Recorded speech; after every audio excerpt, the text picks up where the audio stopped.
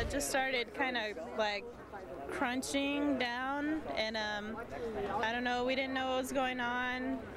My eyes were closed. I opened them, I saw cement blocks in the front of the car, and then all of a sudden we were stopped and our car is perpendicular to the ground. So again, if you're just joining us this morning, this is a special edition of American Morning. It's 5:21 Eastern Time. That makes it 4:21 in Minnesota, in the Twin Cities this morning, where we're covering the latest details coming into us about this bridge collapse. And in fact, we have actually obtained footage that was taken from security cameras. It was recorded by a security camera that was on the north side of the bridge, and we have it to show you. This video was provided to CNN by someone who did not want to be identified, since they were not authorized to distribute this publicly yet. But again, we did get this tape, and there it is right now. You can see just that cloud of dust that comes up as the I-35 West bridge that spans across the Mississippi River, just literally, it almost looks like when we cover an implosion, a deliberate implosion. There you see someone running frantically to get out of the way, no shoes on. Many people that were there describe it as chaos, saying they feel as if they were cast in a surreal earthquake film. Somebody said it was like something out of a movie. That bridge, again, there you see it almost just buckles up into an upside-down V shape, and you see the plume of smoke coming there. This again is video recorded from a security camera that's on the north side of the bridge, and it was provided to CNN by someone who didn't want to be identified because they were not authorized to give this out yet. I'm sure we will probably see more video like this coming throughout the day, but these are some of the first pictures you're seeing of the actual structure buckling and then crumbling into the Mississippi River. This bridge, by the way, was packed with people. It was the heart of rush hour, shortly after 6 o'clock in Minneapolis. On a typical day, this bridge sees about 100,000, maybe even as many as 200,000 cars and vehicles go across it. Cars, trucks, as we saw, school buses. And there are unbelievable tales of survival, people who plunged into the water and then were able, just from smart thinking and sheer luck, to get themselves out of their vehicles, and the rescue effort, of course, underway as quickly as they could possibly muster, trying to pull as many people out of the water.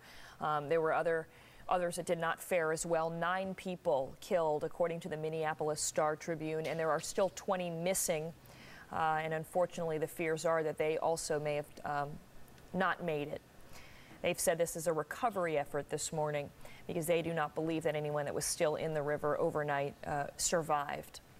You know, there's a question this morning hanging over all of this that will probably come within the coming weeks as well, and that's why this happened. What caused that bridge to collapse? Now, on the Star-Tribune website, we did find a link to a report from 2001.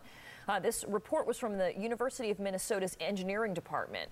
The bridge that collapsed today is mentioned in the report, and here's one of the quotes that struck us. It says, "Concern about fatigue cracking in the deck truss is heightened by lack of redundancy in the main system." When they say lack of redundancy, a structural redundancy, usually some sort of backup structure to carry the loads. They say only 2 planes of the main trusses support the 8 lanes of traffic. The truss is determinate and the joints are theoretically pinned. Therefore, if one member were severed by a fatigue crack, that plane of the main truss would theoretically collapse. This is technical language for structural engineers, and we will break it down a little more, but what they seem to be saying in this report that came from the University of Minnesota's engineering department is that perhaps the way that the bridge was constructed, they didn't have enough other redundancies, structural redundancies, or supports in place so that if there was a weakness on one side, it would affect the entire structure. Now, we don't know if any steps were taken to address those concerns. However, Governor Tim Pawlenty said that the bridge passed inspections in both 2005 and 2006, so we will continue to look into that throughout the course of the morning and in the coming days. The tragedy in Minnesota is bringing another notable bridge and road collapse, many of them, in fact, back into the spotlight this morning. In fact, just yesterday, right here on American Morning, we spoke to the driver of a FedEx delivery truck, Robert Sylvester. His truck was was crushed by support beams for a new overpass that collapsed on a highway north of Sacramento in Oroville, California. Remarkably, he escaped with just a sprained ankle. There was also a construction worker there that suffered more serious injuries, and engineers are saying they still do not know what triggered that collapse. Also in California, the pictures that are hard to forget. Back in April, a stretch of the Bay Bridge crumbled. This one, though, happening after a tanker truck had rolled over and exploded into flames.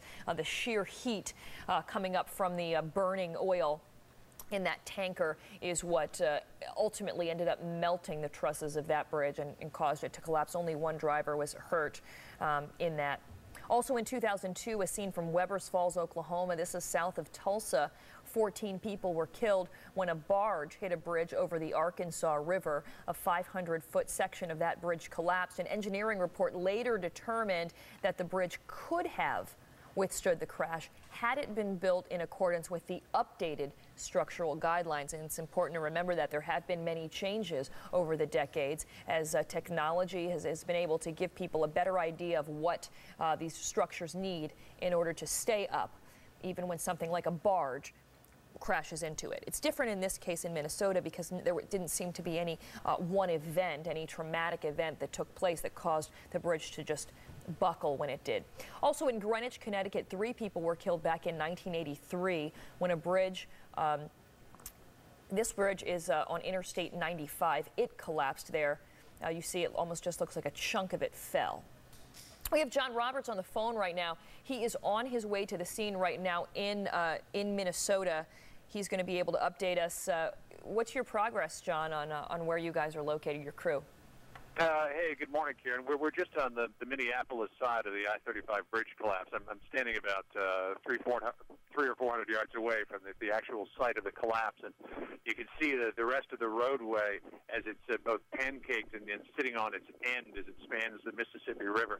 The police have got the area blocked off for a number of blocks around it. The 10th Avenue Bridge, which is that arched bridgeway that you see in those pictures, which parallels the I-35 bridge, has been set up for emergency workers. There's a lot of lights on that bridge right now, illuminating the collapse and the river below.